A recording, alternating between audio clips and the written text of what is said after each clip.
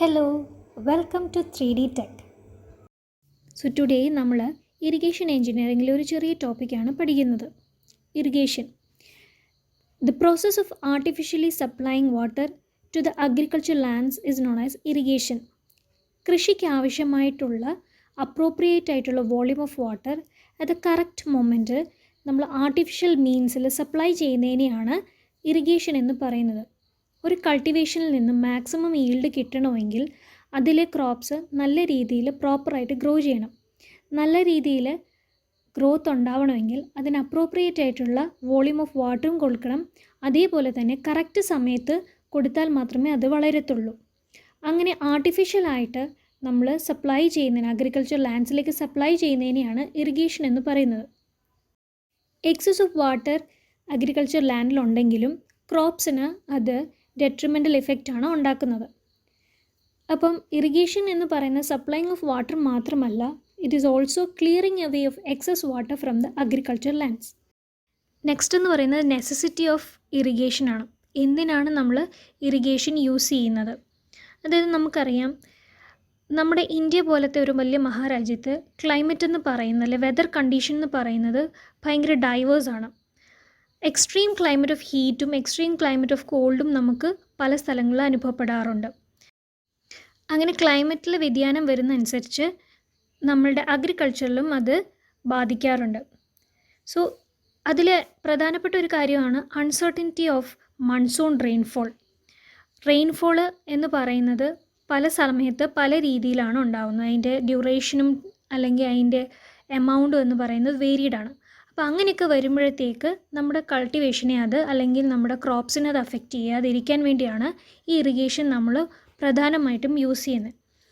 പിന്നെയെന്ന് പറയുന്നത് irregularity of distribution of rainfall. പല സ്ഥലങ്ങളിലും റെയിൻഫോളിൻ്റെ എമൗണ്ട് എന്ന് പറയുന്നത് കൂടിയും കുറഞ്ഞും ഇരിക്കും. അപ്പോൾ കുറഞ്ഞ് കിട്ടുന്ന അല്ലെങ്കിൽ റെയിൻഫോൾ സ്കാൻലി കിട്ടുന്ന സ്ഥലങ്ങളിൽ കൂടുതലായിട്ട് വാട്ടർ സപ്ലൈ ചെയ്യാൻ വേണ്ടിയും ഇറിഗേഷൻ നമ്മൾ യൂസ് ചെയ്യാറുണ്ട്.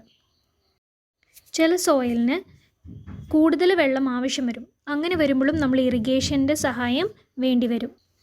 പിന്നെ ഇറിഗേഷൻ പർപ്പസിന് വേണ്ടി നമ്മൾ സപ്ലൈ ചെയ്യുന്ന വാട്ടർ എന്ന് പറയുന്നതിൻ്റെ pH എന്ന് പറയുന്നത് it should be between 6 to 8.5 ആയിരിക്കണം.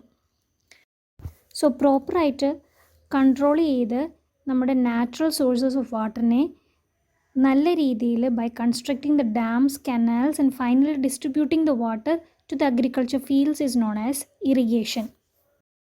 നെക്സ്റ്റ് നമ്മൾ പഠിക്കാൻ പോകുന്ന മെത്തേഡ്സ് ഓഫ് ഇറിഗേഷൻ ആണ്. മെയിൻലി 3 ആയിട്ടാണ് ഡിവൈഡ് ചെയ്തിരിക്കുന്നത്: surface irrigation, sub surface irrigation and sprinkler irrigation. Next എന്ന് പറഞ്ഞാൽ സർഫസ് ഇറിഗേഷനെ 2 ആയിട്ടാണ് നമുക്ക് തിരിക്കുന്നത്: ലിഫ്റ്റ് ഇറിഗേഷനും ഫ്ലോ ഇറിഗേഷനും. ലിഫ്റ്റ് ഇറിഗേഷൻ എന്ന് പറഞ്ഞാൽ ലോ ലെവലിൽ കിടക്കുന്ന വെള്ളത്തിനെ, ഇറിഗേഷൻ വാട്ടറിനെ പമ്പ് യൂസ് ചെയ്ത് അല്ലെങ്കിൽ മാനുവലായിട്ട് നമ്മൾ ലിഫ്റ്റ് ചെയ്ത് അഗ്രികൾച്ചർ ലാൻഡ്സിലേക്ക് സപ്ലൈ ചെയ്യുന്നതിനെയാണ് ലിഫ്റ്റ് ഇറിഗേഷൻ എന്ന് പറയപ്പെടുന്നത്. അതേസമയം ഫ്ലോ ഇറിഗേഷൻ എന്ന് പറയുന്നത് നാച്ചുറൽ ആയിട്ടുള്ള ഗ്രാവിറ്റിയുടെ ഫോഴ്സ് മൂലം ഇറിഗേഷൻ ലാൻഡിലേക്ക് എത്തുന്നതിനെയാണ് ഫ്ലോ ഇറിഗേഷൻ എന്ന് പറയുന്നത്. ഫ്ലോ ഇറിഗേഷനിൽ നമ്മൾ ഇറിഗേഷൻ വാട്ടർ സപ്ലൈ ചെയ്യുന്നത് ഒരു ചാനൽ വഴിയായിരിക്കും. അപ്പോൾ ആ ചാനൽ ഒരു ഹയർ ലെവലിൽ അല്ലെങ്കിൽ ഒരു ഹയർ എലിവേറ്റഡ് പൊസിഷനിലായിരിക്കും ഇരിക്കുന്നത്. നാച്ചുറലായിട്ടുള്ള ഗ്രാവിറ്റി ഫോഴ്സ് മൂലം അത് വെള്ളം തനിയെ ഒഴുകി അഗ്രികൾച്ചർ ലാൻഡ്സിലേക്ക് എത്തുന്നു. ഇതിനാണ് ഫ്ലോ ഇറിഗേഷൻ എന്ന് പറയുന്നത്. ഈ ഫ്ലോ ഇറിഗേഷൻ തന്നെ 2 രീതിയിലാണ് നമ്മൾ ഡിവൈഡ് ചെയ്യുന്നത്: പെരനിയൽ ഇറിഗേഷനും ഇനണ്ടേഷൻ ഇറിഗേഷനും എന്നാണ് പറയുന്നത്. പെരനിയൽ ഇറിഗേഷൻ സിസ്റ്റത്തിൽ നമ്മൾ ഇറിഗേഷൻ വാട്ടർ സപ്ലൈ ചെയ്യുന്നത് according to the crop requirement ആണ്. ക്രോപ്പ് പീരീഡിൽ എത്രമാത്രം ആ ക്രോപ്പിന് വെള്ളം ആവശ്യമുണ്ടോ അതിനനുസരിച്ചായിരിക്കും നമ്മൾ പ്രൊവൈഡ് ചെയ്യുന്നത്. ഇങ്ങനത്തെ സിസ്റ്റത്തിൽ നമ്മൾ സ്റ്റോറേജ് ഹെഡ് വർക്ക്സ് പ്രൊവൈഡ് ചെയ്യാറുണ്ട്. അതായത് ഡാംസ് അല്ലെങ്കിൽ സ്റ്റോറേജ് വിയേഴ്സ് അല്ലെങ്കിൽ ബാരേജസ് നമ്മൾ പ്രൊവൈഡ് ചെയ്യാറുണ്ട്. അങ്ങനെ എക്സസ് ആയിട്ടുള്ള വാട്ടർ, ഫ്ലഡിൻ്റെ സമയത്തുള്ള എക്സസ് ആയിട്ടുള്ള വാട്ടറിനെ നമ്മൾ സ്റ്റോർ ചെയ്ത് വെച്ചിട്ട് ക്രോപ്പിന് എപ്പോഴാണോ ആവശ്യം വരുന്നത് ആ സമയത്ത് നമ്മൾ റിലീസ് ചെയ്യുകയാണ് ചെയ്യാറ്. അതേസമയം ഇനണ്ടേഷൻ ഇറിഗേഷൻ എന്ന് പറഞ്ഞാൽ സ്റ്റോറേജ് ഓഫ് വാട്ടർ അവിടെ പ്രൊവൈഡ് ചെയ്യുന്നില്ല. അതായത് അവിടെ ഡീപ്പ് ഫ്ലഡിങ് ആണ് നടക്കുന്നത്. തറോ സാച്ചുറേഷൻ ആയിരിക്കും എപ്പോഴും ആ അഗ്രികൾച്ചറൽ ലാൻഡ് എന്ന് പറയുന്നത്. എന്നിട്ട് കൾട്ടിവേഷന് തൊട്ട് മുന്നായിട്ട് അല്ലെങ്കിൽ പ്ലാന്റിങ്ങിന് തൊട്ട് മുന്നായിട്ടായിരിക്കും നമ്മൾ ആ കൾട്ടിവേറ്റഡ് ലാൻഡിലുള്ള എക്സസ് ആയിട്ടുള്ള വാട്ടറിനെ ഡ്രെയിൻ ഓഫ് ചെയ്ത് കളയുന്നത്. നെക്സ്റ്റ് വരുന്നതെന്ന് പറഞ്ഞാൽ സബ് സർഫസ് ഇറിഗേഷൻ ആണ് വരുന്നത്. ഇവിടെ നമ്മൾ ഇറിഗേഷൻ വാട്ടർ സപ്ലൈ ചെയ്യുന്നത് directly to the root zone of the ക്രോപ്സിലേക്കായിരിക്കും. ഇത് രണ്ട് രീതിയിലുണ്ട്, ആർട്ടിഫിഷ്യലും ഉണ്ട്, നാച്ചുറൽ മെത്തേഡ്സും ഉണ്ട്. ഇതിൽ നമ്മൾ ചെയ്യുന്നതെന്ന് വെച്ചാൽ നമ്മൾ സീരീസ് ഓഫ് ഡിച്ചസ് ആണ് പ്രൊവൈഡ് ചെയ്യുന്നത്. ഒരു ഡിച്ചിൻ്റെ സൈസ് എന്ന് പറയുന്നത് 1/2 മുതൽ 1 മീറ്റർ ഡെപ്തും അതേപോലെ അതിൻ്റെ വിഡ്ത്ത് എന്ന് പറയുന്നത് 25 മുതൽ 50 സെൻറ്റിമീറ്ററും ആയിരിക്കും. ഈ സീരീസ് ഓഫ് ഡിച്ചസ് സ്പേസിങ് കൊടുത്തിരിക്കുന്ന 50 മുതൽ 100 സെൻറ്റിമീറ്റർ വെച്ചാണ് അപ്പാർട്ടായിട്ടാണ് നമ്മൾ സ്പേസിങ് കൊടുക്കുന്നത്. ഇതിലേക്ക് നമ്മൾ ഇറിഗേഷൻ വെള്ളം നമ്മൾ ഒഴുക്കി വിടുമ്പം സ്ലോ റേറ്റിലായിരിക്കും വെള്ളം ഒഴുകുന്നത്. അത് ചെറുതായിട്ട് താഴേക്ക് ഗ്രൗണ്ടിലേക്ക് സീപ്പ് ചെയ്ത് ഇറങ്ങും. അങ്ങനെ അവിടെ ഒരു വാട്ടർ ടേബിൾ മെയിൻറ്റെയിൻ ചെയ്ത് ആ ക്രോപ്സിന് ആവശ്യമായിട്ടുള്ള വെള്ളം അത് പ്രൊവൈഡ് ചെയ്യുകയാണ് ചെയ്യുന്നത്. എക്സസ് ആയിട്ടുള്ള വെള്ളത്തിനെ കളയാനുള്ള മെത്തേഡ്സും അവിടെ തന്നെ പ്രൊവൈഡ് ചെയ്യും നമ്മൾ ചെയ്യുന്നത്. പിന്നെ വരുന്നതാണ് സ്പ്രിംഗ്ലർ ഇറിഗേഷൻ എന്ന് പറയുന്നത്. സ്പ്രിംഗ്ലർ മെത്തേഡ് എന്ന് പറയുന്നത് സ്പ്രേയിങ് ഓഫ് വാട്ടർ ആണ്. സർഫസ് ഇറിഗേഷൻ മെത്തേഡ് എഫിഷ്യൻ്റ് അല്ലാതെ വരുന്ന സാഹചര്യത്തിലാണ് നമ്മൾ സ്പ്രിംഗ്ലർ ഇറിഗേഷൻ യൂസ് ചെയ്യുന്നത്. അതായത് ആർട്ടിഫിഷ്യലായിട്ട് നമ്മൾ റെയിൻ പോലെ ക്രിയേറ്റ് ചെയ്യുന്നതിനെയാണ് സ്പ്രിംഗ്ലർ മെത്തേഡ് അല്ലെ സ്പ്രിംഗ്ലർ ഇറിഗേഷൻ എന്ന് പറയുന്നത്. Next is techniques of irrigation. First one is free flooding irrigation or ordinary flooding irrigation എന്ന് പറയും. ഇതിൽ നമ്മൾ ഇറിഗേഷൻ ലാൻഡിലേക്ക് വാട്ടർ പ്രൊവൈഡ് ചെയ്യുന്നത് ബൈ എക്സ്കവേറ്റിംഗ് ഡിച്ചസ്.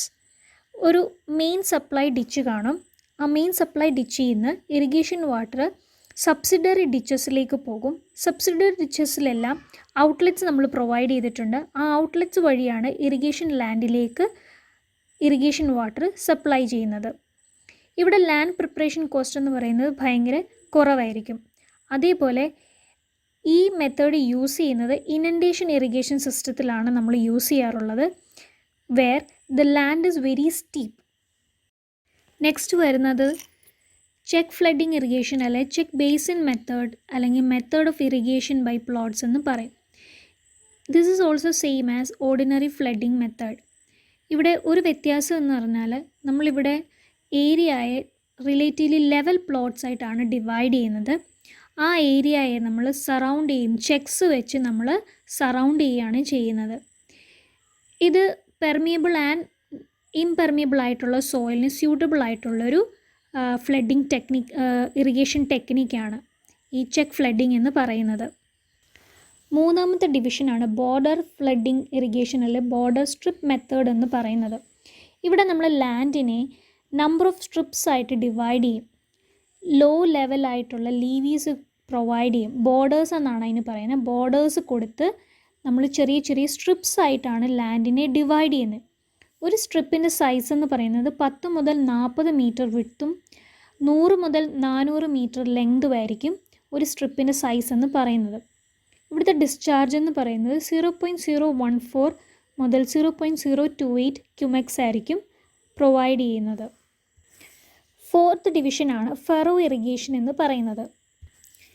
ഇതൊരു സർഫസ് ഇറിഗേഷൻ മെത്തേഡാണ്. ഈ മെത്തേഡിൽ നമ്മൾ ട്രെഞ്ചസ് അല്ലെ ഫറോസ് ആണ് ഡഗ് ചെയ്യുന്നത്. റോ ആയിട്ട് കൊടുക്കുന്ന ക്രോപ്സിന് അല്ലെ ട്രീ ക്രോപ്സിന് ഏറ്റവും സ്യൂട്ടബിൾ ആയിട്ടുള്ളൊരു ഇറിഗേഷൻ ടെക്നിക്കാണ് ഫറോ ഇറിഗേഷൻ എന്ന് പറയുന്നത്. ഇത് കൊടുക്കുന്നത് കൊണ്ട് ഇവാപ്രേഷൻ ഒരു പരിധി വരെ നമുക്ക് കുറയ്ക്കാൻ പറ്റും. മെയ്സ്, ഗ്രൗണ്ട് നട്ട് അങ്ങനെയൊക്കെയുള്ള ക്രോപ്സിനാണ് ഈ ഫറോ ഇറിഗേഷൻ മെത്തേഡ് കൂടുതലായിട്ടും കാണപ്പെടുന്നത്. ഇത് 2 ടൈപ്പാണുള്ളത്, ഡീപ്പും ഉണ്ട്, ഷാലോയുണ്ട്. ഡീപ്പ് എന്ന് പറയുന്നത് 20 മുതൽ 30 സെൻറ്റിമീറ്റർ ഡെപ്ത് ആയിരിക്കും കൊടുക്കുന്നത്. ഷാലോ ഫറോ എന്ന് പറയുന്നത് 8 മുതൽ 12 സെൻറ്റിമീറ്റർ ഡെപ്ത് ആയിരിക്കും കൊടുക്കുന്നത്. ജനറലായിട്ട് ഒരു ഫറോയുടെ വിഡ്ത്ത് എന്ന് പറയുന്നത് 25 സെൻറ്റിമീറ്റർ ആയിരിക്കും. അതേപോലെ അതിൻ്റെ വാട്ടർ ഡെപ്ത് എന്ന് പറയുന്നത് 10 സെൻറ്റിമീറ്റർ ആയിരിക്കും. ലാസ്റ്റ് വരുന്ന ടെക്നിക്കാണ് ഡ്രിപ്പ് ഇറിഗേഷൻ എന്ന് പറയുന്നത്. ഇതൊരു മൈക്രോ ഇറിഗേഷൻ സിസ്റ്റമാണ്. ഇതിനെ ഡ്രിപ്പ് ഇറിഗേഷൻ അല്ലെങ്കിൽ ട്രിക്കിൾ ഇറിഗേഷൻ എന്ന് നമ്മൾ പറയപ്പെടാറുണ്ട്. ഇവിടെ വാട്ടർ എന്ന് പറയുന്നത് ഡയറക്റ്റ്ലി റൂട്ട് സോണിലേക്കാണ് നമ്മൾ പ്രൊവൈഡ് ചെയ്യുന്നത്. ഇവിടെ ഏറ്റവും മിനിമം ആയിട്ടാണ് ഇവാപ്രേഷൻ ഉണ്ടാവാറുള്ളത്. പിന്നെ അതുപോലെ soil erosion and nutrient run off ഇവിടെ ഉണ്ടാകാനുള്ള ചാൻസസ് വളരെ കുറവാണ്. ഇവിടെ വാട്ടർ നമ്മൾ പ്രൊവൈഡ് ചെയ്യുന്നത് ഡ്രോപ്ലെറ്റ്സ് ആയിട്ടാണ്, ചെറിയ ഡ്രോപ്സിൻ്റെ ഫോംസിലേക്കാണ് നമ്മൾ പ്രൊവൈഡ് ചെയ്യുന്നത് അറ്റ് ദ പ്ലാന്റ് ബേസ്.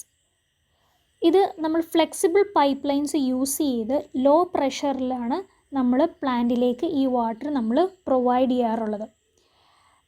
ഇത് വാട്ടർ പ്രൊവൈഡ് ചെയ്യുന്നത് ചെറിയ നോസിൽസ് വഴിയാണ്. ഇതിനെ ഡ്രിപ്പ് നോസിൽസ് എന്നും നമ്മൾ പറയാറുണ്ട്. ഇതിന് വേറൊരു പേരും കൊണ്ട് ഫീഡിംഗ് ബോട്ടിൽ ടെക്നിക്ക് എന്നും നമ്മളിതിനെ പറയപ്പെടാറുണ്ട്. Thank you.